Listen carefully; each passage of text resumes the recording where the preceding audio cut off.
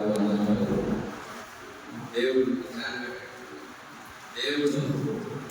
April మాసంలో అందరినీ కాచి కాపాడి రక్షించి ఈ ఆఖరి మరణ పొందుతాను కూడా ప్రవేశపెట్టినందుకు మొదటిగా దేవునికి కృతజ్ఞతలపై ఉన్నాము. కాబట్టి ప్రతి వారం కూడా మనం దేవుని సన్నిధికి వచ్చి దేవుని ఆరాధించే వారముగా ఉంటున్నాము. కాబట్టి దేవుని ఆరాధించగలుగుతున్నాము అంటే దేవుడు మొదటిగా మనలను సజీవుల సంఖ్యలో ఉంచిన దాన్ని బట్టి మనము మొదటిగా దేవుని ఆరాధించాలి. కాబట్టి మనము బ్రతికి ఉన్నాము, జీవిస్తున్నాము, ఉనికిని కలిగి ఉన్నాము, చలిస్తున్నాము అంటే అది దేవుని యొక్క మహాకృపే. కాబట్టి ఈ దినాన్ని చూడలేక ఎందరో ఈ కాలగర్భంలో కలిసిపోయారు. కానీ దేవుడు మన ఎడల తన ప్రేమను వెల్లడిపరుచున్నాడు.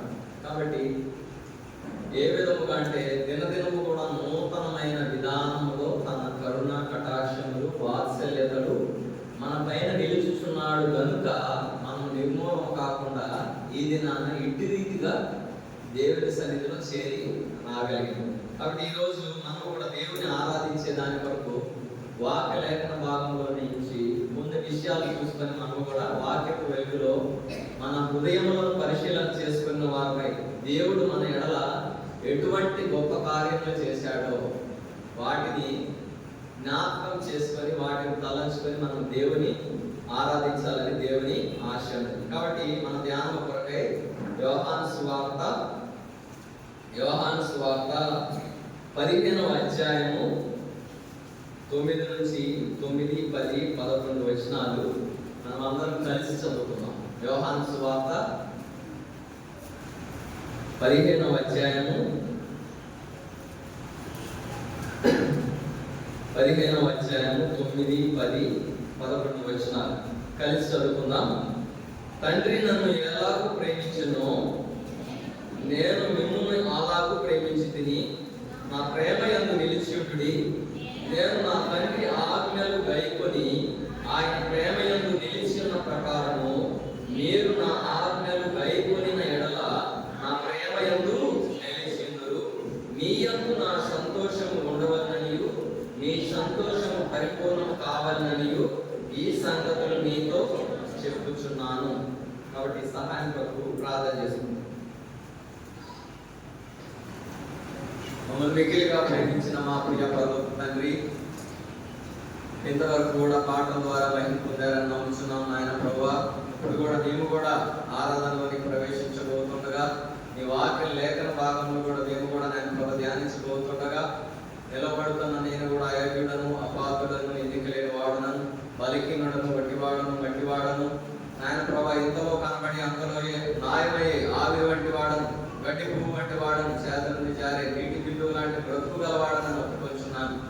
అయినను నాయన ప్రభా నీ మహాకృపను బట్టి ఎన్నికలేను నన్ను కూడా ఏర్పరచుకొని నాయన ప్రభా మీరు కూడా నిలబడడానికి ఇచ్చి నీ గొప్ప ధన్యతను బట్టి నీకు ఎన్నో వందన స్తోత్రాలు చెల్లించుకుంటున్నా. కాబట్టి నాయన ప్రభా చేరికూడి వచ్చిన ప్రజలందరూ నీ ప్రజలు నాయన ప్రభా నిలబడే నేను కూడా నీ వాడనని ఒప్పుకొచ్చున్నాను. నాయన ప్రభా నా యందు నీ ఆత్మను ఉంచి నన్ను కూడా సిలువ చాటును మరుగుపరుచుకొని 7 అంతల ఆత్మతో నింపి నా నోటికి బోరగా ఉండి నీ ప్రజలకు ఏ మాటలు అవసరమో ఇది ఏ విధముగా నేను ప్రభా నీ బిడ్డలు ఆరాధించాలో ఆత్మతోనూ సత్యంతోనూ ఆరాధించగలకు కావాల్సిన వాక్య లేఖన భాగంలో కూడా నేను వారికి కూడా దయచేస్తున్నామని ప్రార్థన చేస్తున్నా. వచ్చి నీ ప్రియ బిడ్డను బట్టి నీకు వందనాలు. ఇంకెవరైతే రావాల్సిన వారు ఉన్నారు వారిని కూడా త్వరపెట్టి నడిపిస్తున్నామని ప్రార్థన చేస్తున్నా. నాయన ప్రభా ప్రతి విషయం కూడా మాట్లాడబోతుండగా వారి యొక్క హృదయ ఆలోచనలు ఎరిగిన దేవుడు అయినందుకు నీకు ఎన్నో వందనాలు. నాయన ప్రభా ఈ వాక్యములు వెల్లడి అవుతూడని వెలుగు కలిగిన తెలివి లేని వారికి తెలుగు కలిగించును అన్న విధంగా తెలివి లేని మాకు, జ్ఞానం లేని మాకు, వివేచన లేని మాకు, ఆత్మ లేని మాకు, సత్యము లేని మాకు నాయన ప్రభా నీ ఆత్మను నీ సత్యమును మాకు కూడా దయచేసి మా ఆరాధనల మీద మీరే సింహాసనాశీలు కమ్మని ప్రార్థన చేస్తున్నాం. మాట్లాడే మాటలు కూడా నాయన ప్రభా ప్రతి మాటను కూడా వారి హృదయంలో నాయన ప్రభు వెళ్ళి వారు కూడా ఇది చూచే కనులు, వినే చెవులు, గ్రహించే హృదయం కూడా వారికి కూడా దయచేస్తున్నామని కార్యక్రమం ఆదించి అంతవరకు కూడా మీ శిరసత్వం కింద ఉంచి నడిపించుకుంటారమని ప్రతి విషయంలో మీరే మహిమ పొందుతారమని మా ప్రభువును ప్రియ రక్షకుడైన యేసుక్రీస్తు వారి అతి శ్రేష్టమైన నామమున మిక్కిలి వినయంతో ప్రార్థించి అడిగి వేడుకొనుచున్నాము తండ్రి, ఆమేన్. కాబట్టి ఈ వాక్య లేఖన భాగమును అనేక మార్లు మనము చదువుకున్నాం. కాబట్టి అయినప్పటికీ కూడా దేవుడు మరి ఒక్కసారి మనతో ఈ వాక్యం ద్వారా మాట్లాడాలని ఆశ కలిగి ఉన్నారు. ఎందుకంటే దేవుని వాక్యంలో ఎన్నిసార్లు మనము చదివినప్పటికీ వినినప్పటికీ కూడా ఒక నూతనమైన సంగతులను, గ్రహించలేని గొప్ప సంగతులను, కాబట్టి అటువంటి సంగతులను దేవుడు మనకు తెలియజేసేవారుగా ఉంటారు. కాబట్టి మనం కూడా దేవుని వాక్యాన్ని వినేటప్పుడు కూడా ఎంతో శ్రద్ధ కలిగి రావాలి. కాబట్టి దేవుని వాక్యమును వినేటప్పుడు, దేవుని సన్నిధికి వచ్చేటప్పుడు ఒక ఉద్దేశమును కలిగి రావాలన్నమాట. కాబట్టి ఉద్దేశం లేకుండా దేవుని సన్నిధికి వస్తే, ఆశ లేకుండా దేవుని సన్నిధికి వస్తే అది వ్యర్థమైపోయేదిగా ఉంటుంది. కాబట్టి దేవుడు కూడా మనతో మాట్లాడాలి. ఏంటి కుదురు కూర్చో.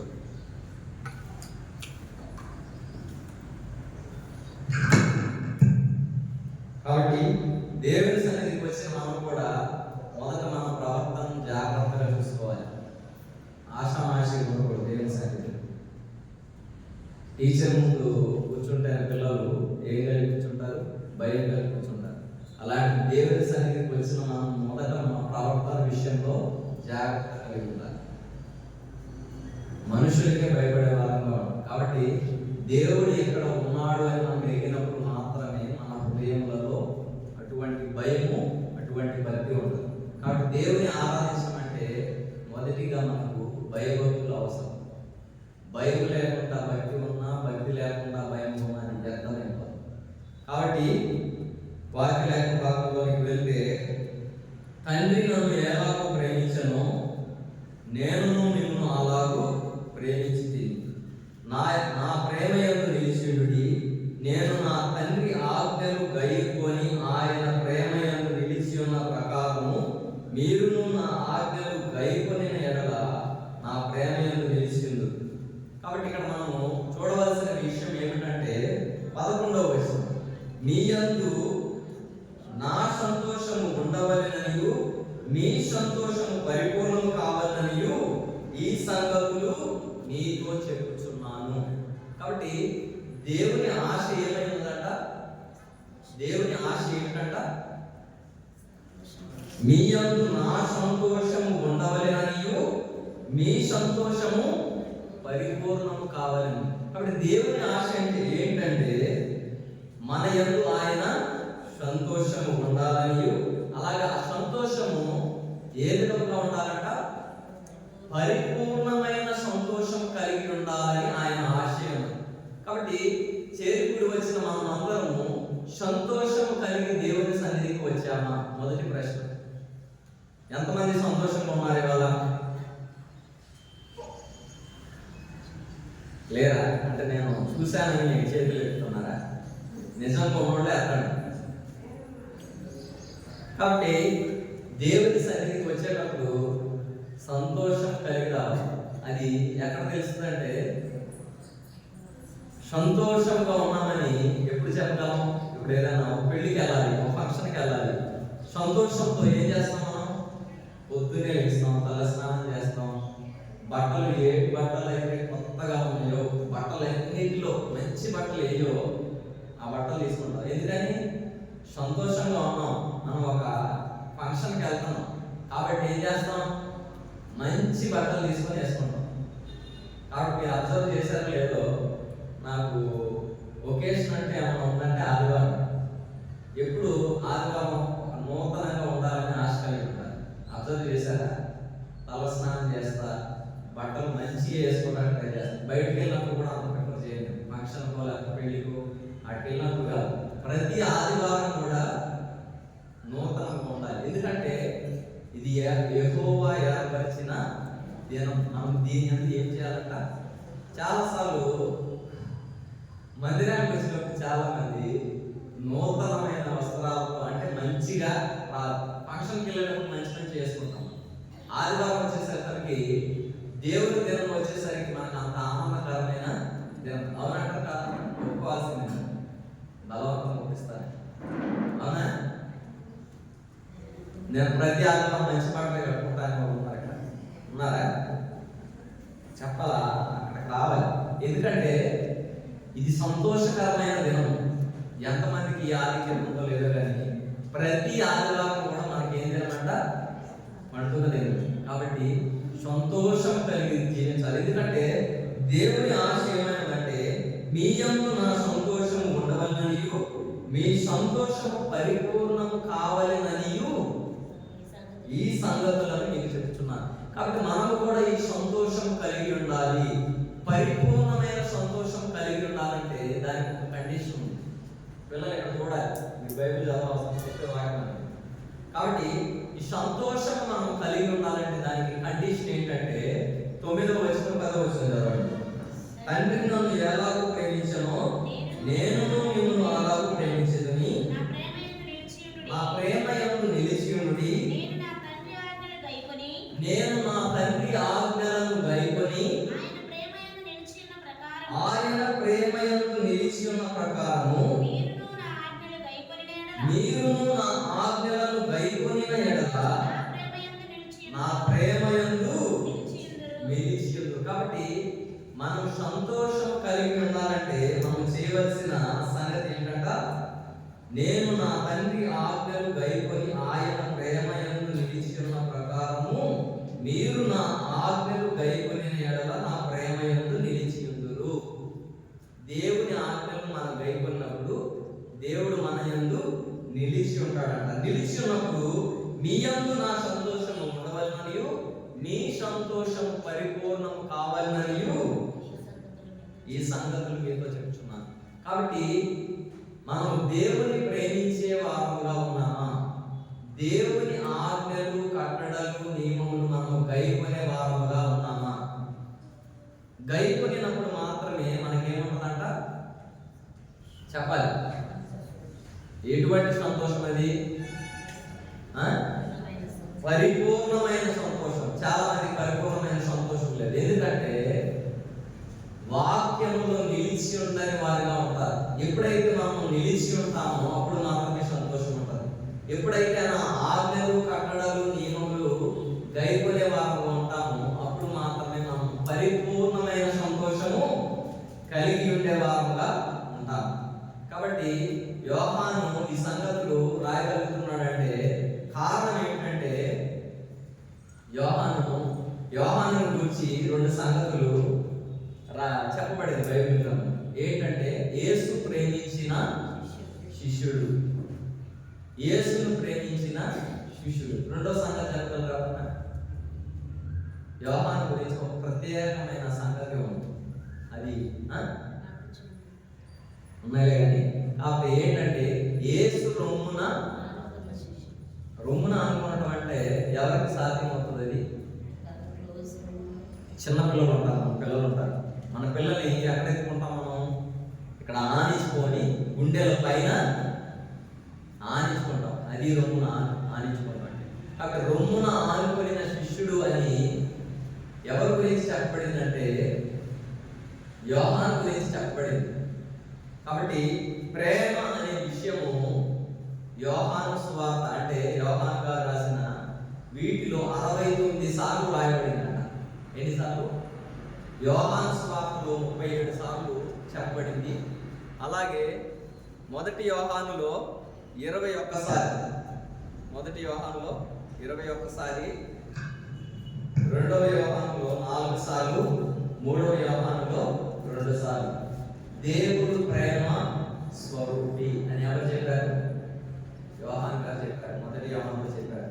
కాబట్టి ఆయన ప్రేమ, ఆయన యందు నిలిచి ఉన్నాడు కాబట్టి ఆయన ప్రేమను గ్రహించగలిగాడు. కాబట్టి లూకా సువార్త 19:10లో ఒక మాట ఉంది, నశించిన దానిని వెతికి రక్షించుటకు మనుష్య కుమారుడు ఈ లోకమునకు వచ్చెను. కాబట్టి ఏంటంట? దేనికి వచ్చాడంట దేవుడు? నశించిన దానిని వెతికి రక్షించుటకు మనుష్య కుమారుడు ఈ లోకంలోకి వచ్చాడు. కాబట్టి మనం నశించి నరకానికి పాలవలసిన మనల్ని వెతికి రక్షించడానికి దేవుడు ఈ లోకానికి వచ్చాడంట. కాబట్టి ఇక్కడ చాలా మంది జ్ఞానులు ఏ విధంగా చెప్పారంటే, మనుషులు దేవుని వెతకటం అనే దాన్ని ఏ విధంగా సంబోధించారు చెప్పండి. మనుషుడు దేవుని వెతికితే దాన్ని ఏమన్నారంటే మతం అన్నారు. ఏమన్నారట? మతం అన్నారు. కాబట్టి దేవుడు తానే స్వయంగా మనుషుల యొద్దకు వచ్చి మనుషులను వెతికితే దాన్ని ఏమన్నారట? సువార్త. అర్థమవుతుందా? మనుషుడు దేవుడిని వెతికితే అదేమో మతం అన్నారు. దేవుడు మనుష్య రూపంగా, మనుషుడి పోలికగా, దాసుని స్వరూపము ధరించి మనుషులను వెతికినప్పుడు అది సువార్తగా పరిగణించబడింది. కాబట్టి దేవుడి ప్రేమ గురించి మనం చూసుకోగలిగితే యోహాను సువార్త 15వ అధ్యాయం 16వ వచనంలో ఒక మాట ఉంది. మీరు నన్ను ఏర్పరచుకొనలేదు, మీరు నా పేరిట తండ్రిని ఏమి అడుగుదురో అది ఆయన మీకు అనుగ్రహించినట్లు మీరు వెళ్ళి ఫలించుటకును మీ ఫలము నిలిచియుటకును నేను మిమ్మల్ని ఏర్పరచుకొని నియమించితిని. కాబట్టి చూసుకున్నట్లయితే దేవుని ఎందుకు మనం ఆరాధించాలి అంటే దేవుని మనము ఏర్పరచుకున్నామా? కాబట్టి వాక్యం ఏం చదివిస్తుందంటే, మీరు నన్ను ఏర్పరచుకొనలేదు, మీరు వెళ్ళి ఫలించుటకును మీ ఫలము నిలిచియుటకును నేను మిమ్మల్ని ఏర్పరచుకొని నియమించితిని. కాబట్టి మొదటిగా మనం దేవుని ఎందుకు ఆరాధించాలంటే, దేవుడిని మనం ఏర్పరచుకోలేదన్నమాట, కానీ దేవుడే మనల్ని ఏర్పరచుకున్నాడంట. ఏర్పరచుకోలేదు ప్రభువే నన్ను ఏర్పరచుకోనే, పాపినైనా నాకు ఆయనే రక్షణ నొసగెను, పాపి నామములో భాగమునిచ్చెను, పరలోక రాజ్యములో భాగమునిచ్చెను. పూర్ణ హృదయ స్తోత్రము చెల్లించెదా ప్రభువునకే, పూర్ణ హృదయ స్తోత్రము చెల్లించెదా ప్రభువునకే. కాబట్టి దేవుడిని మనము ఏర్పరచుకోలేదు, దేవుడే మనలను ఏర్పరచుకున్నాడు. అంత మాత్రమే కాకుండా మీరు వెళ్ళి ఫలించుటకును మీ ఫలము నిలిచియుటకును నేను మిమ్మల్ని ఏర్పరచుకొని నియమించాడు. ఎందుకు ఏర్పరచుకున్నాడంట? మనం నిలిచి ఉండటానికి, ఫలించడానికి. దీని మీద చర్చ్ యానివర్సరీకి 2-3 days చెప్పారు. ఇదే వాళ్ళు ఎంతమందికి గుర్తుందో లేదో తెలియదు, ఇశ్రాయేల్ కదా. కాబట్టి మనం నిలిచి ఉండటానికి, నిలిచిన తర్వాత ఫలించడానికి దేవుడు మనము ఏర్పరుచుకున్నాడు. కాబట్టి ఎంతమంది మనం నిలిచి ఉన్నాము, ఎంతమంది నిలిచి ఉండి ఫలించే వారుగా ఉన్నాం. కాబట్టి మొదటిగా మనం దేవుని ఎందుకు ఆరాధించాలంటే, దేవుడు మనలను ఏర్పరచుకున్నాడు, మనం ఆయన ఏర్పరచుకోలేదు. కాబట్టి ఏర్పరచుకొని మనం నిలిచి ఉండాలని, నిలిచి ఉండిన తర్వాత ఫలించాలని దేవుని ఆశ. దాన్ని బట్టి మనం దేవుని మొదటిగా ఆరాధించాలి. రెండవదిగా చూసుకున్నట్లయితే 1 యోహాను 4:10, 1 యోహాను 4:10 చదవండి. మనము దేవుని ప్రేమించితిమని కాదు, తానే మనలను ప్రేమించి మన పాపములకు ప్రాయశ్చిత్తమై ఉండుటకు తన కుమారుని పంపెను. ఇందులో ప్రేమ ఉన్నది. రెండవదిగా మనం దేవుని ఎందుకు ఆరాధించాలి అంటే, మనము దేవుని ప్రేమించితిమని కాదు, తానే మనలను ప్రేమించి మన పాపములకు ప్రాయశ్చిత్తమైనకు తన కుమారుని పంపెను. కాబట్టి ఇంకా మీకు బాగా అర్థం అవ్వాలంటే 19వ వచనం చదవండి. ఆయనే మొదట మనలను ప్రేమించెను గనుక మనం ప్రేమించుచున్నాము. కాబట్టి రెండవదిగా మనం దేవుని ఎందుకు ఆరాధించాలంటే ఆయనే మొదట మనలను ప్రేమించిన కనుక. ఎక్కడ ఉన్న 16వ వచనం ఉంది, మన ఎడల దేవునికి ఉన్న ప్రేమను మనం ఎరిగిన వారమై దాన్ని నమ్ముకొని ఉన్నాము. దేవుడు ప్రేమ స్వరూపి అయి ఉన్నాడు. ప్రేమ యందు నిలిచిన వాడు దేవుని యందు నిలిచి ఉన్నాడు. కాబట్టి రెండవదిగా దేవుని ఎందుకు ఆరాధించాలంట? మనము దేవుని ప్రేమించలేదు, ఆయనే మనలను మొదట ప్రేమించను కనుక మనము ప్రేమిస్తున్నాం. మనది నిజమైన ప్రేమ కాదు కదా. నిజమైన ప్రేమ, మన ప్రేమ ఏ విధంగా ఉంటుందంటే, ఎవరైనా మనల్ని ప్రేమిస్తే మనం వారిని ప్రేమిస్తాం, ఎవరైనా మనల్ని ద్వేషిస్తే మనం వారిని ద్వేషిస్తాం, ఎవరైనా మనకు పెడితే మనం వాళ్ళకి పెడతాం, ఎవరైనా మనకు పెట్టకపోతే అంతే అంతే కదా. మనకు పెడితే మనం పెడతాం, మనకు పెట్టకపోతే పెట్టాం, మనల్ని ప్రేమిస్తే మనం ప్రేమిస్తాం, మనం ప్రేమించకపోతే మనం ప్రేమ. ఇది మనిషి ప్రేమ. ఇంకోటి, మనుషుల ప్రేమ ఏ విధంగా ఉంటుందంటే,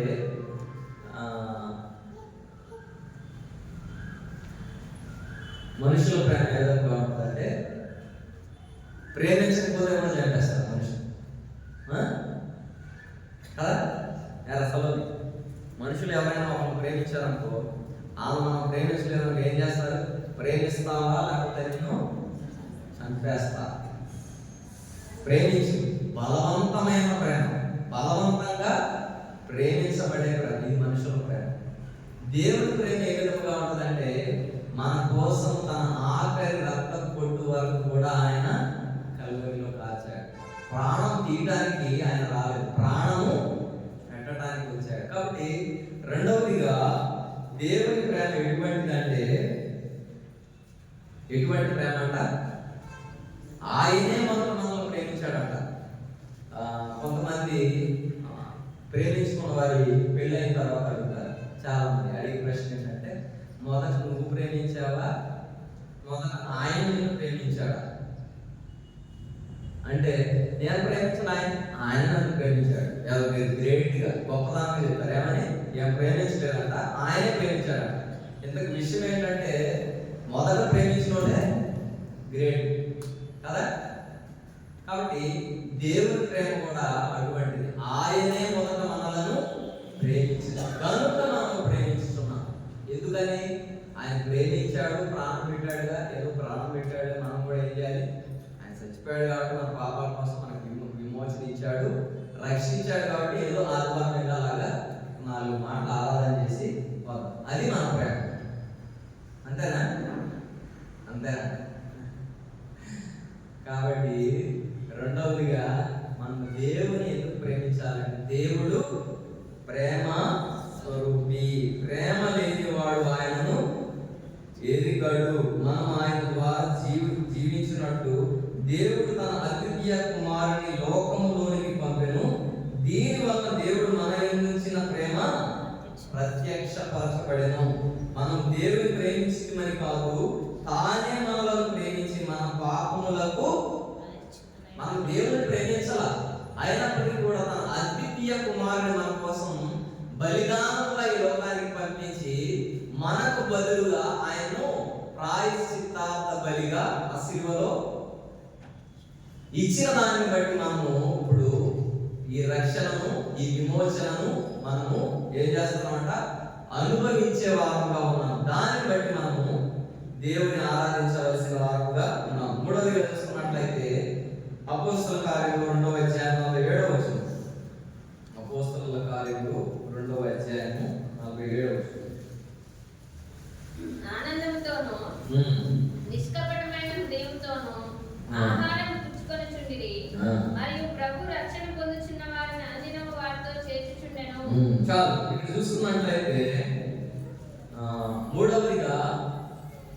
మూడవదిగా ఎందుకు ఆరాధించాలి అంటే, ఆనందంతోను నిష్కపటమైన హృదయంతోను ఆహారం పుచ్చుకొనుచుండిరి, మరియు ప్రభు రక్షణ పొందుచున్న వారిని అనుదినము వారితో చేర్చుచుండెను. వారితో అంటే ఇంగ్లీష్ ఏమందంటే చర్చ్ అంటే సంఘముతో చేర్చుచుండెను.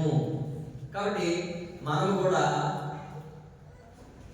ఎక్కడి వారము, ఏ ప్రజలము, ఏ గ్రామస్తులము, ఏ కులానికి చెందిన వారము, ఏ మతమునకు చెందిన వారము, ఏ కోపం చెందిన వారము అయినప్పటికీ కూడా ఆయన మరణ భూస్థాపన పునరుత్థానముల ద్వారా మనం కూడా ఎక్కడ చేర్చబడ్డామంట? సంఘములో ఒక అంగముగా చేర్చబడ్డాం, ఏక శరీరముగా చేయబడ్డాం, ఏక కుటుంబముగా చేయబడ్డాం. ఏక శరీరము, ఏక కుటుంబము, ఏక పట్టణస్థులముగా, పరలోక పట్టణస్థులముగా దేవుడు మనల్ని చేసిన దాన్ని బట్టి, సంఘములో చేసిన దాన్ని బట్టి మనం కూడా దేవుని ఆరాధించవలసిన వారమే. 3 విషయాలు చెప్పుకున్నాం కదా. మొదటిది ఏంటి? ఆయనే మనలను, అదే చదివితే ఆయనే మనలను ఏర్పరచుకున్నాడు. రెండవది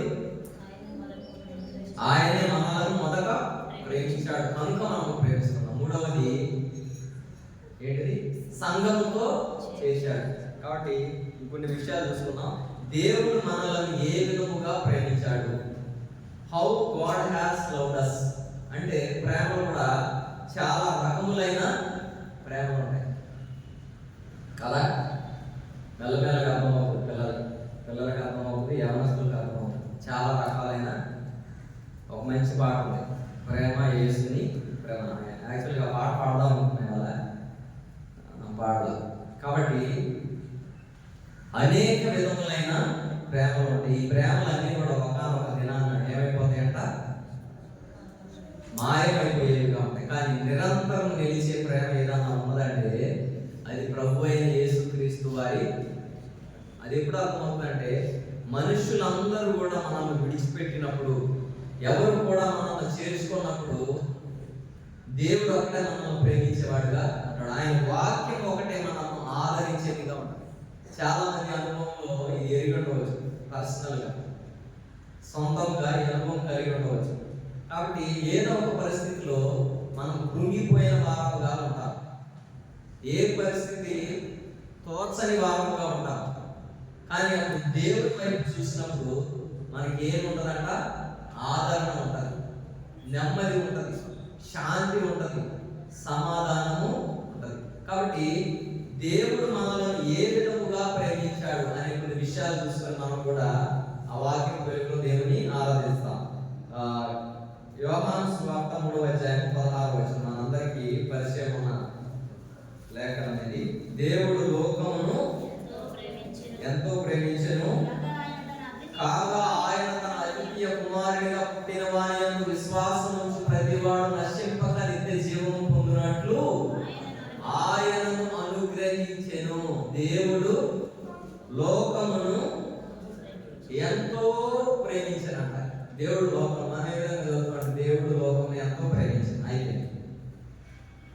కానీ మూడీ గారు ఏం చెప్పాడంటే, ఎంతో అన్నదానంటే ఇప్పుడు సాగదీయాలి. ఎంతో ప్రేమించాను, ఎంతో సాగదీయగలిగితే అంతకుడుగా. కాబట్టి పడమటి తూర్పు ఎంత దూరమో అంత ప్రేమించాడు దేవుడు. అంటే ఒకరిని కాదు దేవుడు ప్రేమించింది. ఎవరిని ప్రేమించాడట? లోకము అన్నదానికి గ్రీకులు ఏముందంటే జనము, లోకము. ఏంటంట? లోకమును ఎంతో ప్రేమించిన దానికి గ్రీకులో దాని అర్థం ఏంటంటే జనము, లోకము అని ఉంది. కాబట్టి మన తెలుగులో లోకం అంటే మట్టి కాదు, లోకం అంటే మనుషులోయ్. కాబట్టి లోకాన్ని ప్రేమించాడంటే దేవుడు ఎవరిని ప్రేమించాడంట? ఈ లోకంలో ఉన్న మనుషులను దేవుడు ప్రేమించిన వాడుగా ఉన్నాడు. దేవుడు ఏ విధంగా ప్రేమించాడంటే ఎంతో ప్రేమించాడంట. ఇంత దేవుడు లోకం ఎంతో ప్రేమించి ఏ విధంగా ప్రేమించాడంటే మనకి ఇంకా బాగా అర్థమవ్వాలంటే ఆదికాండము 1:26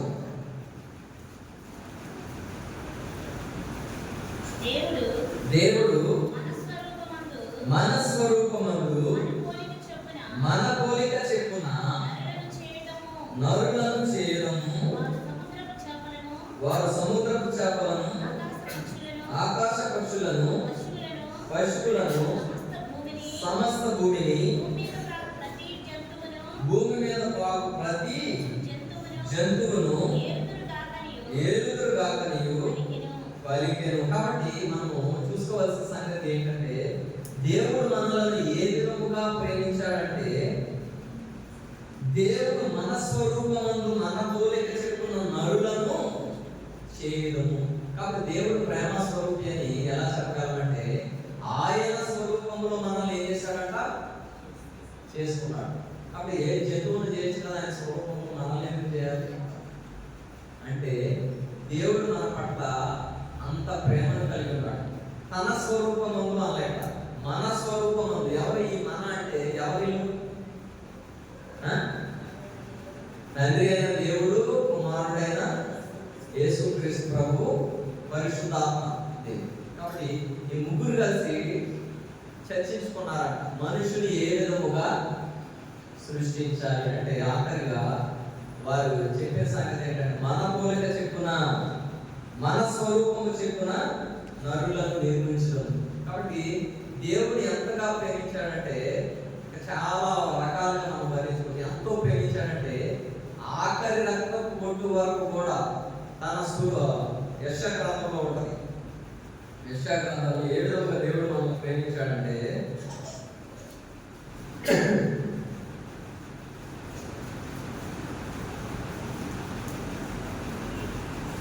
3వ వచనం చదవండి. అతడు తృణీకరింపబడిన వాడును ఆయను, మనుషుల వలన విసర్జింపబడిన వాడును, వ్యసనాక్రాంతుడు గాను, వ్యాధి అనుభవించిన వాడు గాను, మనుషులు చూడనల్లని వాడు గాను నేను. అతడు తృణీకరింపబడిన వాడు కనుక మనము అతన్ని ఎన్నిక చేయకపోతే, నిశ్చయముగా అతడు మన రోగములను భరించెను, మన వ్యసనములను వహించెను. అయినను మొత్తపడిన వారి గాను, దేవుని వలన బాధింపబడిన వారి గాను, శ్రమ నొందిన వారి గాను మనం అతనిని ఎంచితిమి. మన అతిక్రమ క్రియలను బట్టి అతడు గాయపరచబడెను, మన దోషములు బట్టి నలగొట్టబడెను, మన సమాధానార్థమైన శిక్ష అతని మీద పడెను. అతడు పొందిన దెబ్బల చేత మనకు స్వస్థత కలుగుతున్నది. దేవుడు ఎంతగా ప్రేమించాడంటే, మనకు సమయం లేదు కాబట్టి నేను ఇవన్నీ ఎక్స్ప్లెయిన్ చేయట్లా. ఎంతగా మనం ప్రేమించాడంట. తృణీకరింపబడిన వాడుగా అయ్యాడంట, వ్యసనాక్రాంతుడిగా అయిపోయాడంట, మనుషులు చూడనెల్లని వాడుగా అయిపోయాడంట. ఇంకా మన రోగములను భరించిన వాడుగా ఉన్నాడంట, శ్రమ నొందిన వాడుగా ఉన్నాడంట, మన అతిక్రమం బట్టి గాయపరచబడిన వాడుగా ఉన్నాడంట, మన దోషములను బట్టి నలగొట్టబడిన వాడుగా ఉన్నాడు. అతడు పొందిన దెబ్బల చేత మనకు స్వస్థత కలుగుతున్నది. దేవుడు ఎంతగా ప్రేమించాడంటే, ఎంతో ప్రేమించిన వాడుగా ఉన్నాడు. మొదటిగా దేవుడు మన ఎడల చూపిన ఆ మహాప్రేమ, ఎంతో గొప్ప ప్రేమను బట్టి మనం కూడా దేవుని ఆరాధించాలి. ఏ విధంగా అంటే, 1 యోహాను 5:18, 1 యోహాను 5వ అధ్యాయము 18-19 వచనాల్లో ఒక మాట చదవండి. దేవుని మూలంగా పుట్టుకున్న వాడెవడును పాపము చేయడని ఎరుగుదుము. దేవుని మూలంగా పుట్టినవాడు తను భద్రం చేసుకును కనుక దుష్టువాని ఉండడు. మనము దేవుని సంబంధమనియు లోకమంతయు దుష్టుని అందున్నదనియు ఎరుగుదము.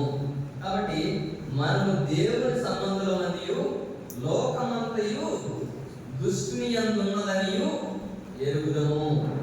కాబట్టి మనమంతా ఎవరి సంబంధం అంట? దేవుని సంబంధం. లోకమంతా ఎక్కడ ఉందంట? దుష్టిని అందున్నదని ఎరుగుదము. కాబట్టి లోకమంతా దుష్టిలో ఉన్నప్పుడు దేవుడు మనల్ని ఏ విధంగా చేసుకున్నాడంట? దేవుని సంబంధులుగా చేసుకున్నాడంట. దేవుడు ఎంతగా ప్రేమించాడంటే, లోకంతో పాటు మనల్ని నశింపజేయకుండా, లోకంలో నుండి, పాపంలో నుండి, శాపంలో నుండి, మలినంలో నుండి, ఇరుకులలో నుంచి, ఇబ్బందులలో నుంచి, కలిగిలో నుంచి, లేమిలో నుంచి, బాధలో నుంచి, ఇన్ని విధాలుగా దేవుడు మనల్ని ఏం చేశాడంట? తన యొక్క ప్రేమను వెల్లడిపరిచి ఎంతో ప్రేమించిన వాడుగా ఉన్నారు. కాబట్టి యోహాను సువార్త 1:18 ఇంకో మాట ఉంది. యోహాను సువార్త 1:18, ఎవడును ఎప్పుడైనా దేవుని చూడలేదు, తండ్రి రొమ్మున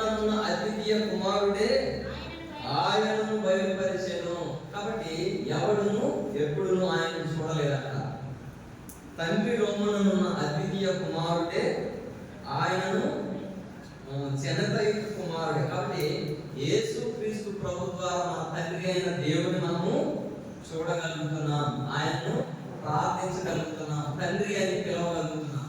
కాబట్టి ఎంత గొప్ప కార్యం దేవుడు మన పట్ల చేశాడంటే ఎంతో ప్రేమించిన దేవుడుగా ఉన్నాడు. కాబట్టి మొదటిగా ఏ విధంగా దేవుడు మనం ప్రేమించాడంటే ఎంతో ప్రేమించిన వాడు ఉన్నాడు. రెండవదిగా చూసుకున్నట్లయితే యోహాను సువార్త 13వ అధ్యాయము, యోహాను సువార్త 13వ అధ్యాయము మొదటి 2 వచనాలు చదవండి. యోహాను సువార్త 13వ అధ్యాయం. తాను ఈ లోకము నుండి తండ్రి యొద్దకు వెళ్ళవలసిన గడియ వచ్చునని యేసు పస్కా పండుగకు ముందే ఎరిగిన వాడై లోకములో ఉన్న తన వారిని ప్రేమించి వారిని అంతం వరకు ప్రేమించను. ఇక్కడ చూసుకున్నట్లయితే రెండవదిగా దేవుడు మనల్ని ఏ విధంగా ప్రేమించాడంటే లోకములో ఉన్న తన వారిని ప్రేమించి వారిని అంతము వరకు ఏ విధంగా ప్రేమించాడంట? లోకములో ఉన్న తన వారిని ప్రేమించి వారిని ఏ విధంగా ప్రేమించాడంట? అంతం వరకు ప్రేమించాడంట. కాబట్టి చాలా మంది ప్రేమిస్తారు. ఎంతవరకు ప్రేమిస్తారంటే ఇందాక చెప్పా, అదే విధంగా ప్రేమిస్తారు. నువ్వు నన్ను ప్రేమించు, నేను నిన్ను ప్రేమిస్తాను. నువ్వు నాకు ఇది ఇవ్వు, నేను నీకు ఇది ఇస్తాను. నువ్వు నన్ను ప్రేమించినంత వరకు నేను నిన్ను ప్రేమిస్తాను. నువ్వు నన్ను ప్రేమించట్లేదా? నీకు నాకు రామ్ రామ్, నీకు నాకు నీ దారి నీది, నా దారి నీది. అదే కదా, ఇది మనుషుల ప్రేమ. కాబట్టి దేవుడి ప్రేమ ఎటువంటిదంటే లోకములో ఉన్న తన వారిని ప్రేమించి వారిని అంతము వరకు, అంటే అక్కడ 2 అని ఉంది. అంతము వరకు అంటే సంపూర్ణముగా ప్రేమించే దేవుడు. కాబట్టి రెండవదిగా మీకు ఇంకా బాగా అర్థం అవ్వాలంటే తనవారు, 2 తిమోతి తన వారిని ప్రేమించి, ఎవరు తన వారంటే 2 తిమోతి 2వ అధ్యాయం 11వ వచనం చదవండి. 2 తిమోతి 2:11 ఈ మాట నమ్మదగినది ఏదనగా మనం ఆయనతో కూడా చనిపోయిన వారమైతే ఆయనతో కూడా బ్రతుకుదాం. ఎవరు తన వారు? తన వారంటే అందరూ ఆయన వారు కాదు. అందరినీ అంతవరకు ప్రేమించాడు. ఎవరు ప్రేమిస్తాడంట? తన వారిని ప్రేమిస్తాడు. ఎవరు వారు అంటే ఈ మాట నమ్మదగినది ఏదనగా మనం ఆయనతో కూడా చనిపోయిన వారమైతే ఆయనతో కూడా బ్రతుకుదాం. ఆయన మనల్ని ప్రేమించే దేవుడుగా మనం చనిపోవాలి. కాబట్టి రెండవదిగా చూసుకున్నట్లయితే 19వ వచనం, అయినను దేవుని యొక్క స్థిరమైన పునాది నిలకడగా ఉన్నది, ప్రభు తన వారిని ఎరును అనునదియు ప్రభు నామమును ఒప్పుకొని ప్రతి వాడును దుర్నీతి నుండి తొలగిపోవలెను అనునదియు దానికి ముద్రగా. ఎవరు ఈ తన వారు అంటే ప్రభు నామమును ఒప్పుకొని ప్రతి వాడును దుర్నీతి నుండి తొలగిపోయేవారే తన వారు. ఎవరు ప్రేమిస్తాడంట దేవుడు? ఎవరైతే లోకం కొరకు, పాపం కొరకు, శాపం కొరకు, మలినం కొరకు చనిపోతారో వారే తన వారు. రెండవదిగా యేసుక్రీస్తు ప్రభు నా పాపముల కొరకు చనిపోయాడు, సిలువలో నా కొరకు మరణించాడని ఎవరు ఒప్పుకుంటారో, అంత మాత్రమే కాక ఒప్పుకొని దుర్నీతి నుండి ఎవరైతే తొలగిపోతారో వారు మాత్రమే తన వారు. తన వారిని ఆయన ఏం చేస్తాడంట? తన వారిని ప్రేమించి వారిని అంతం వరకు ప్రేమించే దేవుడుగా ఉన్నాడు. సంపూర్ణముగా ప్రేమించేవాడుగా ఉన్నాడు. ఏ విధంగా ప్రేమించాడంటే తాను ఈ లోకంలో నుండి తండ్రి యొద్దకు వెళ్ళవలసిన గడియ వచ్చిందని యేసుకు పస్కా పండుగకు ముందే ఎరిగిన వాడే లోకములో ఉన్న తన వారిని ఏ విధంగా ప్రేమించాడంటే యేసుక్రీస్తు శిష్యులలో 12 మంది ఉన్నారు. అందులో ఒక శిష్యుడు ఎవరు? యోధా. దేవుడికి తెలిసేమని యేసుక్రీస్తు ప్రభువారిని అప్పగించేది యోధా అని దేవుడికి తెలుసు. అయినప్పటికీ కూడా దేవుడు ఇస్రాయేలు యోధాను ప్రేమించలేదా? అదే విధంగా యోధాబలి ఉన్న మనల్ని కూడా ఆయన అనేక మార్లు దేవుని ఎరుగమని చెప్పిన వారం, దేవునికి వ్యతిరేకంగా పాపం చేసిన వారం, లోకంలోనికి వెళ్ళిపోయిన వారం. కాబట్టి దేవునికి బదులుగా ఏంటంట సాతానుకు పూజించిన వారు, సాతాను వైపు తిరిగిన వారు అయినప్పటికీ కూడా దేవుడు ఏ విధంగా ప్రేమించాడంట? తన వారిని ప్రేమించి సంపూర్ణముగా ప్రేమించిన వాడిగా ఉన్నాడు. కాబట్టి అటువంటి మొదటి ఏ ప్రేమ అంటే ఎంతో ప్రేమ.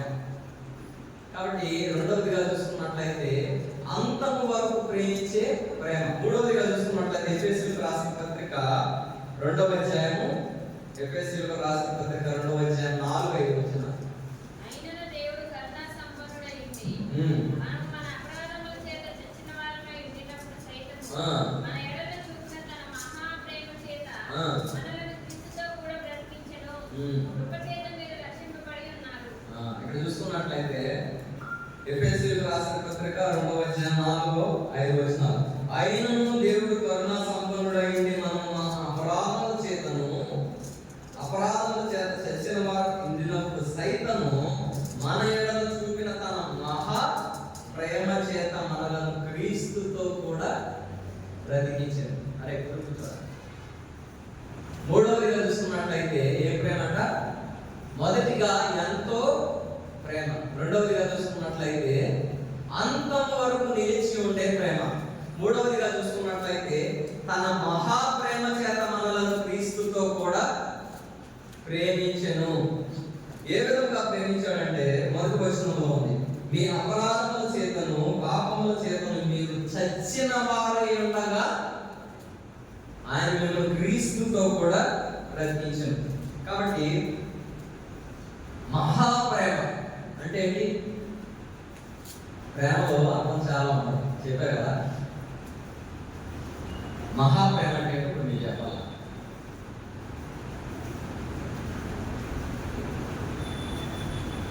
అది చెప్పాలి. మహాప్రేమ ఎవరు చెప్తారు? ఎక్కడ ఉంది? మొదటి వచనంలో కాబట్టి బైబిల్ చదువుతానేమో అర్థం చేసుకోవాలి. ఈ అపరాధముల చేతను పాపముల చేతను మీరు చచ్చిన వారై ఉండగా ఆయన మిమ్మల్ని క్రీస్తుతో కూడా బ్రతికించెను. ప్రేమ అంటే ఏంటంటే బ్రతికి ఉన్న వారిపై చూపించేది ప్రేమ.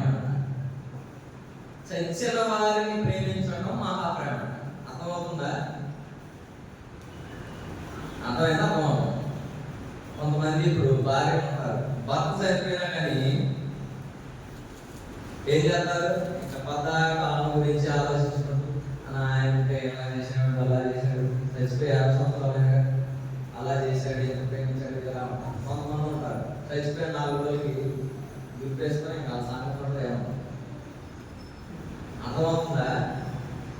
మనం కూడా మన పాపముల చేతను అపరాధముల చేతను చచ్చిన వారమై ఉండగా మనల్ని ప్రేమించాడు. మనం మంచిగా నీతిమంతులుగా తీర్చబడినప్పుడు కదా ఆయన మనం ప్రేమించింది. పాపములతో శాపములతో ఆ గెరాసేనీయుల దేశంలో సేన దేనిపెట్టిన వాడు ఏ విధంగా అయితే ఆ సమాధంలో తిరుగుతున్నాడో అటువంటి పొజిషన్లో ఉన్న మనల్ని దేవుడు మనల్ని ప్రేమించాడు. కాబట్టి కుష్ఠరోగులు 10 మంది కుష్ఠరోగులు ఉంటే కుష్ఠరోగం గల వారిని దేవుడు ప్రేమించాడు. కాబట్టి చచ్చిన వారి మీద మన పాపముల చేతను అపరాధముల చేతను చచ్చిన మనము దేవుడు మనల్ని ప్రేమించాడు. అది మహాప్రేమ అంటే. దేవుని సన్నిధిలోకి వచ్చి ఆయన నోటితో ఒప్పుకొని నీతిమంతులుగా తెచ్చబడినప్పుడు కాదు, అనేక మార్లు మనం తగ్గిపోతున్నప్పటికీ, అనేక మార్లు దేవుని సన్నిధి నుంచి వెళ్ళిపోతున్నప్పటికీ, దేవుని మనము దూరంగా ఉన్నప్పటికీ, దేవుని ఎరగమని చెప్పినప్పటికీ, దేవునికి వ్యతిరేకంగా జీవించినప్పటికీ, లోకంలో పాపంలో శాపంలో మలినంలో మనం చచ్చిపోయినప్పటికీ కూడా పదే మనం చనిపోయిన వ్యతిరేకంగా పాపం చేసినప్పటికీ కూడా ఆయన తన మహాప్రేమ చేత మనల్ని ప్రేమించిన వాడుగా చచ్చిన మన పైన చూపించిన మహాప్రేమ చేత ఏంటంటే మూడవదిగా తన మహాప్రేమ చేత మనల్ని క్రీస్తుతో కూడా బ్రతికించాను. అదే నేను ఇందా చెప్పా కదా, నువ్వు నన్ను ప్రేమించకపోతే నేను నిన్ను చంపుతా, అవసరమైతే నీ కోసం నేను చస్తా అనేది నిజమైన ప్రేమ, మహాప్రేమ. రీసెంట్ ఒక సర్వే కండక్ట్ చేశారు. మన ప్రాంతంలో చెప్పే అబ్బాయిలు 4 అబ్బాయిలు 4 అమ్మాయిలు తీసుకొని వాళ్ళు ఎవరంటే ప్రేమించేవారు, ప్రేమికులు. తెలుసుగా మీకు? తెలుసు, అందరూ తెలుసు. పెళ్ళి అయిన అందరూ తెలుసు, పెళ్ళిళ్ళు అమ్మడం కూడా తెలుసు, ఎందుకంటే మనం ప్రేమిస్తాం కదా. ఈ సర్వే ఏం చేశారంటే, మొదటిగా ఏం చేశారంటే 4 అమ్మాయిలు తీసుకొని ఆ రిపోర్ట్ అడిగిన ప్రశ్న ఏంటంటే, ఇప్పుడు నువ్వు ప్రేమించిన వ్యక్తి అబ్బాయి అన్నాడు, ఆ అబ్బాయికి 1 కిడ్నీ పోయింది, ఆ అబ్బాయికి 1 కిడ్నీ ఇస్తావా అని అడిగారు. 4 అమ్మాయిలు అడిగారు. అది చెప్పిన ఆన్సర్ ఏంటంటే, నేను వీడియో చూసాను, రియాలిటీ నిజంగా జరుగుతాయి. అయితే వాళ్ళు ఏమన్నారంటే, ఎందుకు ఇవ్వాలి, కిడ్నీ ఎందుకు ఇవ్వాలి, మాకు ఉంటే 2 కిడ్నీలు, 1 కిడ్నీ ఆలోచిస్తే మేము ఎలా బతకాలని ఒకళ్ళు అన్నారు. ఇప్పుడు ప్రేమించాడు కరెక్టే, ఆకలి కరెక్ట్గా ఉంటాడని గ్యారెంటీ ఏంటి, ఎందుకు ఇవ్వాలి అని ఇంకొకరు, ప్రేమించాడు కానీ ప్రేమిస్తే కిడ్నీ ఇవ్వాలా అని ఇంకొకరు. ఇలాగ ఒక్కొక్కరు ఒక్కొక్క రకంగా చెప్పారు. వాళ్ళు అయిపోయింది. వాళ్ళు పక్కకి వెళ్ళిపోయిన తర్వాత మళ్ళీ వేరే ప్లేస్కి వెళ్ళి ఇంకో 4 అబ్బాయిని ఏం చేశారంటే ఇంటర్వ్యూ చేశారు. అడిగారు, ఇప్పుడు నువ్వు ఒక అమ్మాయిని ప్రేమించావు, ఆ అమ్మాయికి 1 కిడ్నీ పోయింది, నువ్వు కిడ్నీ ఇస్తావా అంటే ఇస్తానన్నారు. ఒకళ్ళు కాదు, 4 అబ్బాయిలు కూడా ఏం చేశారంటే అవసరమైతే ఇస్తాం, ఆ పరిస్థితి వస్తే ఇస్తాం, ప్రేమించాము కాబట్టి ఇస్తామని చెప్పారు. కాబట్టి మనుషులు మాటల్లో ఇవ్వచ్చే మొక్కోవచ్చు, కానీ దేవుని ప్రేమ ఎటువంటిదంటే ఆయన మాటల్లో కాదు, ఆయన ప్రేమ చేతలలో ఉంటుందన్నమాట. కాబట్టి క్రియలు లేకుండా కాదు, మాటల్లో కాదు ప్రేమ ఉండాల్సింది. ఎందులో ఉండాలంట? ఆయనది ఏ ప్రేమ అంట? మహా ప్రేమ. కాబట్టి మూడవదిగా మనం దేవుని ఎందుకు ప్రేమించాలంటే, ఆయన మన పట్ల తన మహాప్రేమను చూపించాడు. మనం పాపముల చేత అపరాధముల చేత చచ్చిన వారమై ఉండగా మనల్ని క్రీస్తుతో కూడా బ్రతికించాడు. మూడవదిగా చూసుకున్నట్లయితే ఎఫెసీయులకు రాసిన పత్రిక 3వ అధ్యాయం 15వ వచనం. ఎఫెసీ 3 మీ అంతరంగ పురుషుని యందు శక్తి కలిగి ఆయన ఆత్మ వలన బలపరచబడినట్లుగాను క్రీస్తు మీ హృదయములలో విశ్వాసము ద్వారా నివసించినట్లుగాను తన మహిమైశ్వర్యము చొప్పున మీకు దయచేయవలనని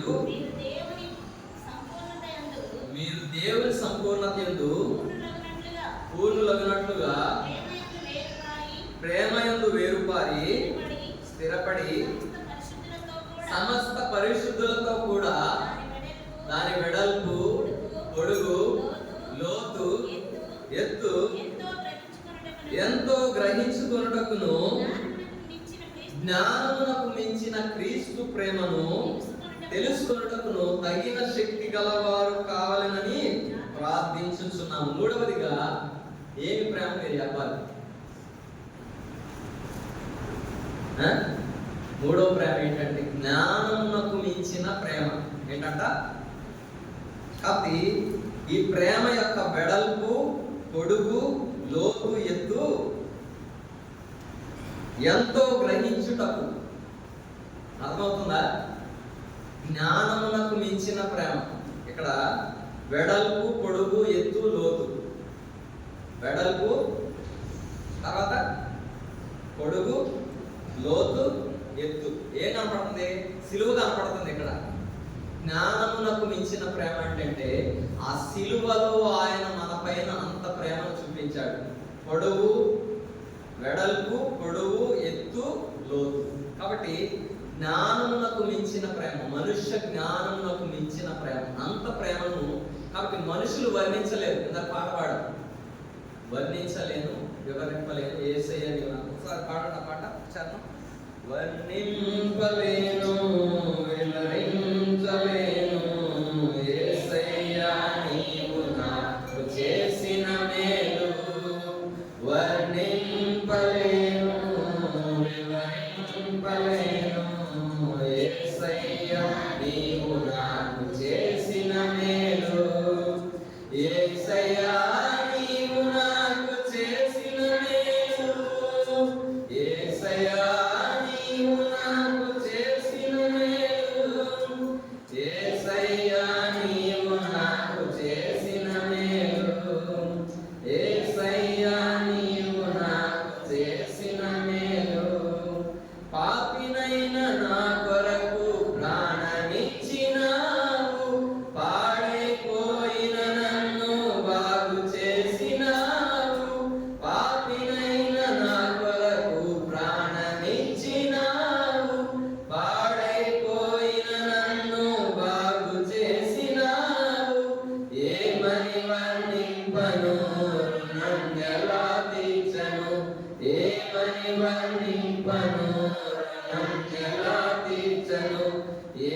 యేసయ్యా నీవు నాకు చేసిన మేలు, యేసయ్యా నీవు నాకు చేసిన మేలు.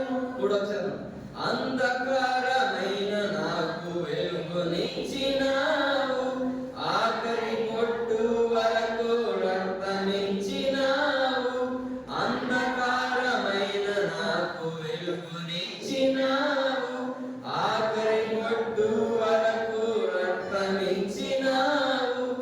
ఏమని వర్ణింపను రుణం ఎలా తీర్చను, ఏమని వర్ణింపను తీర్చను. యేసయ్యా నీవు నాకు చేసిన మేలు, యేసయ్యా నీవు నాకు చేసిన మేలు, యేసయ్యా నీవు నాకు చేసిన మేలు, యేసయ్యా నీవు నాకు చేసిన మేలు.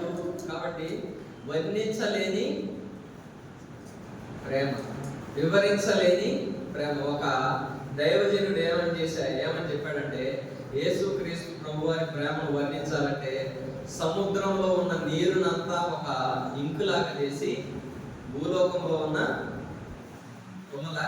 పుల్లలన్నిటిని కూడా ఏంటక్క మా భూలోకం అంతా ఒక పేపర్ గా చేసి సముద్రంలో ఉన్న నీరునంతా ఇంకుగా చేసి రాసినా కూడా ఆయన ప్రేమను వర్ణించలేరు. అంత గొప్ప ప్రేమ. కాబట్టి అంత గొప్ప మహా ప్రేమ. ఏం చెప్పాం? మనుష్య జ్ఞానమునకు మించిన ప్రేమ. నాలుగవది ఆఖరిగా ఇర్మియా గ్రంథం 31:3. ఇర్మియా 31:3 చెప్పండి ఏముంది? శాశ్వతమైన ప్రేమతో నేను నిన్ను ప్రేమించుచున్నాను గనుక విడువక నీ ఎడల కృప చూపుచున్నాను.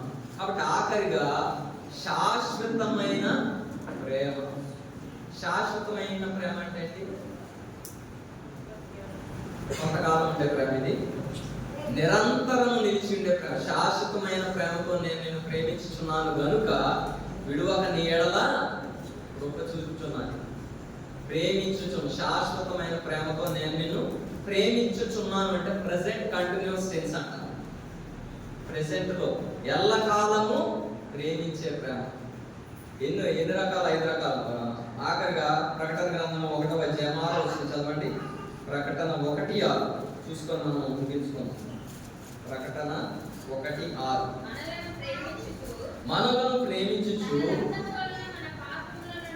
తన రక్తము వలన మన పాపముల నుండి మనలను విడిపించిన వానికి మహిమయు ప్రభావమును యుగయుగములు కలుగును కాక.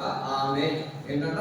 మనలను ప్రేమించుచు తన రక్తము వలన మన పాపముల నుండి మనలను విడిపించిన వానికి మహిమయు ప్రభావమును యుగయుగములు కలుగును.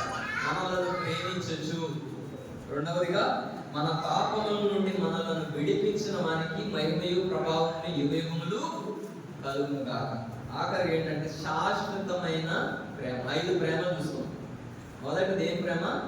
ఎంతో ప్రేమించాడు. రెండవదిగా చూసుకున్నట్లయితే తన వారిని ప్రేమించాను, అంతం వరకు ప్రేమించాడు, సంపూర్ణంగా ప్రేమించాడు. మూడవది ఏ ప్రేమ చెప్పాలి? మూడవ ప్రేమ మహాప్రేమ. అంతే కదా? చచ్చిన వారమై ఉండగా, పాపములతో అపరాధములతో చచ్చిన వారమై ఉండగా మనల్ని ప్రేమించాడు. నాలుగవదిగా మనుష్య జ్ఞానమునకు మించిన ప్రేమ అంటే సిలువ ప్రేమ. దాని యొక్క వెడల్పు, లోతు, ఎత్తు, పొడవును వర్ణించలేని ప్రేమ. ఆఖరిగా చూసుకున్నట్లయితే శాశ్వతమైన ప్రేమ, ఎల్లప్పుడూ నిలిచి ఉండే ప్రేమ. కాబట్టి 5 అనుభవం కలిగిన వారమై, దేవుని ప్రేమను ఎరిగిన వారమై, ప్రకటన 1:6లో మనలను ప్రేమించుచు తన రక్తము వలన మన పాపముల నుండి మనం, ఇక్కడ వాక్యం అంత ఈజీగా అర్థం. మనలను ప్రేమించుచు తన రక్తము వలన మన పాపముల నుండి మనలను విడిపించిన వాని. కాబట్టి విడిపిస్తూనే ఉన్నాడు. ఇప్పుడు మనం నీతిమంతులుగా తీర్చబడ్డాము, బాప్తిసం తీసుకున్నాం, రక్షణ పొందాము, అక్కడతో నీతిమంతులుగా తీర్చబడ్డామా? ప్రతినిత్యం కూడా తప్పిపోయే వాళ్ళుగానే ఉన్నాం. మనం ఏం చేస్తున్నాడంటే ఆయన విడిపిస్తూనే ఉన్నాడు. కాబట్టి విడిపించు వానికి మహిమయు ప్రభావములు యుగయుగములు కలుగునుగా.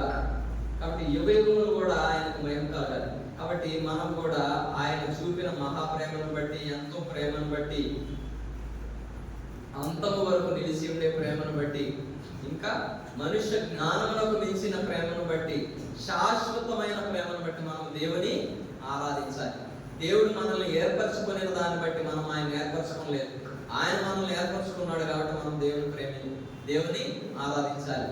ఆయనే మొదట మనల్ని ప్రేమించాడు కనుక మనం ఆయనను ప్రేమిస్తున్నాం. దాన్ని బట్టి కూడా మనం దేవుని ఆరాధించాలి. కాబట్టి రండి, మనం వాక్య వెలుగులో మన ప్రేమను కూడా పరిశీలన చేసుకొని దేవుడు మన ఎడల తన ప్రేమను చూపిన విధానం బట్టి మనం కూడా దేవుని ఆరాధించడం కాదు.